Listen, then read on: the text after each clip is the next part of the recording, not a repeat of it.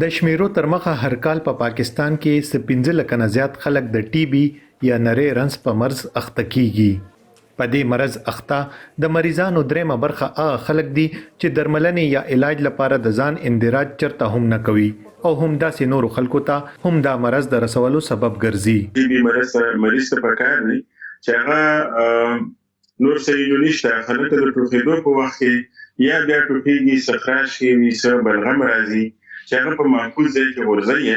دغه ذریعې دي چې عام طور باندې د ټي بي مرض خپرېدی شي او نورو کسانو ته لګېدی شي. د صحت د نړیوال سازمان یا ورلد هیلث ارګنایزیشن تر مخه ټي بي د ژوند اغستونکو مرزونو څخه یو مرض دی چې مکمل علاج د لارې د دې مرض مخنیوي کېدی شي.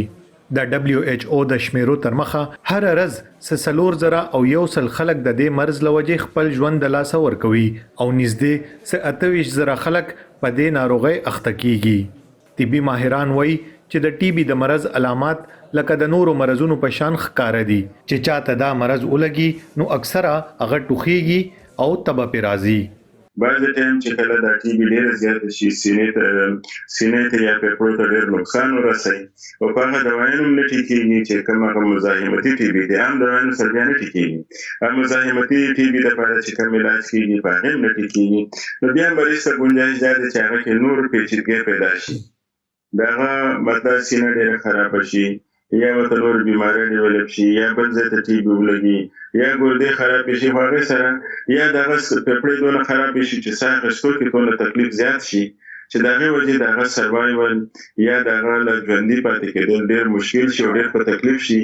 د نړۍ په هغه دیش هیوادونو کې چرته چې د ټي بي په ناروغۍ اخته مریضانو شمیره تر ټولو زیاته ده، په هغې کې پاکستان په 6م نمبر باندې دی او دا هم د اندېښنې وړ خبره ده چې د خواوشا 3,000 او 800 د ټي بي مریضان هغه هم دي څوک چې د HIV ناروغۍ هم ښکار دي. پاکستان تر کال 2025 پورې د ټي بي په شرح کې د 50% کمی هدف مخې ته ایښودلی دی.